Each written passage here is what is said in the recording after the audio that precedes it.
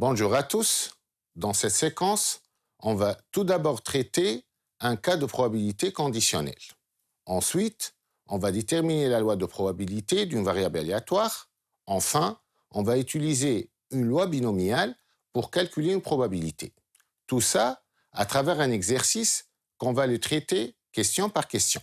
On commence alors par la première question de l'exercice. Le service après-vente d'une entreprise vendant une certaine marque d'ordinateur s'est aperçu que ces derniers pourraient présenter deux types de défauts, l'un lié au clavier et l'autre à l'affichage. Des études statistiques ont montré que 3% des ordinateurs ont un défaut de clavier, en présence du défaut de clavier, 2% ont un défaut d'affichage, en absence du défaut de clavier, 95% n'ont pas un défaut d'affichage. On choisit un ordinateur au hasard et on note les événements suivants. C, l'ordinateur présente un défaut de clavier. A, l'ordinateur présente un défaut d'affichage. On nous demande de présenter l'arbre de probabilité qui modélise la situation, puis de calculer la probabilité que l'ordinateur choisi présente les deux défauts, enfin de montrer que P de A est égal à 0,0491. On va présenter maintenant l'arbre de probabilité qui modélise la situation. On a deux événements. L'événement C, l'ordinateur présente un défaut de clavier, et A, l'ordinateur présente un défaut d'affichage. Un ordinateur choisi, soit il a un défaut de clavier, soit il n'a pas un défaut de clavier.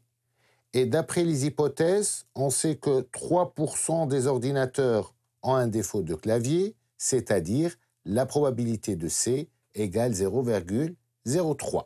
Maintenant, si l'ordinateur a un défaut de clavier, alors soit il a un défaut d'affichage, soit il n'a pas un défaut d'affichage. D'après les hypothèses, on a vu qu'en présence du défaut de clavier, c'est-à-dire parmi les ordinateurs ayant un défaut de clavier, 2% ont un défaut d'affichage, c'est-à-dire la probabilité de A, sachant que C, égale 0,02. Maintenant, si l'ordinateur n'a pas un défaut de clavier, alors soit il a un défaut d'affichage, soit il n'a pas un défaut d'affichage. D'après les hypothèses, on a vu qu'en absence du défaut de clavier, 95% n'ont pas un défaut d'affichage, c'est-à-dire la probabilité de A bar, sachant que C bar, égale 0,95. Maintenant, on sait très bien que les événements C et C bar sont complémentaires, c'est-à-dire la probabilité de C et la probabilité de C bar, leur somme égale à 1. On en déduit alors que P de C bar égale 0,97, soit 1 moins 0,03. De même, les événements A sachant que C et l'événement A bar sachant que C sont complémentaires, donc P de A bar sachant que C égale 0,98, soit 1 moins 0,02. Et enfin, les événements A bar sachant que C bar et A sachant que C bar sont complémentaires aussi, donc la probabilité de A sachant que C bar est égale 0,05, soit 1 moins 0,95. On va maintenant calculer la probabilité que l'ordinateur choisi présente les deux défauts. Alors, un ordinateur choisi présente les deux défauts, c'est-à-dire on va calculer la probabilité de A inter C. Or, P de A inter C égale P de A sachant que C fois P de C, qui est égal bien sûr 0,02 fois 0,03, et le calcul donne 0,306. Pour montrer que P de A égale 0,0491, on va appliquer la formule de probabilité totale. P de A alors égale P de A inter C plus P de A inter C bar. On a déjà calculé P de A inter C en petit b, Donc, c'est égal à 0,006 plus P de A inter C bar, c'est P de A, sachant que C bar fois P de C bar. Le calcul donne 0,306 plus 0,05 fois 0,97, qui est égal à 0,0491. On passe à la deuxième question. La fabrication d'un ordinateur revient à 450 dinars et le prix d'un ordinateur est fixé à 800 dinars. Le service après-vente s'engage à prendre en charge des réparations en cas de présence d'un défaut. Le coût de réparation d'un défaut de clavier est de 30 dinars. Le coût de réparation d'un défaut d'affichage est de 50 dinars. Et si l'ordinateur présente les deux défauts, le coût de réparation est de 70 dinars. Soit X la variable aléatoire qui à chaque ordinateur associe le gain réalisé par l'entreprise. On nous demande au début de montrer que P de X égale 350 égale à 0,9215, puis de déterminer la loi de probabilité de X. Alors pour montrer que P de X égale à 350 égale 0,9215, on va tout d'abord définir l'événement X égale 350. La variable aléatoire X prend la valeur X égale 350 lorsque l'ordinateur ne présente aucun défaut. Donc, P de X égale 350, ce n'est que P de A bar inter C bar, qui est égal bien sûr P de A bar, sachant que C bar fois P de C bar.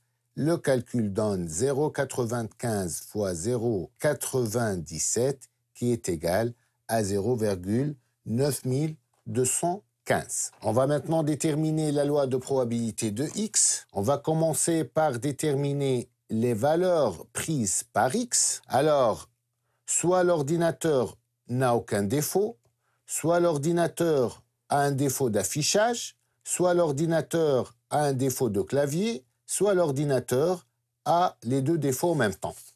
Donc, les valeurs prises par X sont 280 dinars lorsque l'ordinateur a les deux défauts en même temps, ou bien 300 dinars lorsque l'ordinateur a seulement un défaut d'affichage, ou bien 320 dinars lorsque l'ordinateur a seulement un défaut de clavier, ou bien 350 dinars lorsque l'ordinateur n'a aucun défaut. On va passer maintenant à calculer les probabilités correspondantes. La probabilité que x égale 280, on a bien dit que c'est la probabilité de A inter C, c'est-à-dire que l'ordinateur a les deux défauts d'affichage et de clavier, qui est égal 0,306. On a déjà calculé ça au début. Maintenant, P de x égale à 300 est égal à P de C bar inter A, c'est-à-dire l'ordinateur n'a pas un défaut de clavier, mais il a un défaut d'affichage. C'est égal à P de A, sachant que C bar fois P de bar. Le calcul donne donc 0,0485. P de x égale à 320 est égal à P de A bar inter C, c'est-à-dire l'ordinateur a un défaut de clavier et n'a pas un défaut d'affichage, qui est égal à P de A bar, sachant que C fois P de C, qui est égal à 0,0294. Et on a déjà calculé dans la question précédente la probabilité pour que x égale à 350. On met donc tout ça dans un tableau qui résume la loi de probabilité de x. On passe à la troisième question. Soit n un entier naturel non nul, on prélève de manière indépendante dans la production de l'entreprise un lot de n ordinateurs. On nous demande de déterminer l'entier naturel n pour que la probabilité qu'au moins un ordinateur de ce lot présente un défaut d'affichage soit supérieur ou égal à 0,99. On va déterminer n pour que la probabilité qu'au moins un ordinateur de ce lot présente un défaut d'affichage soit supérieur ou égal à 0,99. Pour ce faire, on a besoin de considérer une autre variable aléatoire y. On va considérer la variable aléatoire y qui prend pour valeur le nombre d'ordinateurs qui ont un défaut d'affichage dans le lot de n ordinateurs. La variable y donc suit la loi binomiale de paramètre n, c'est le nombre de répétitions,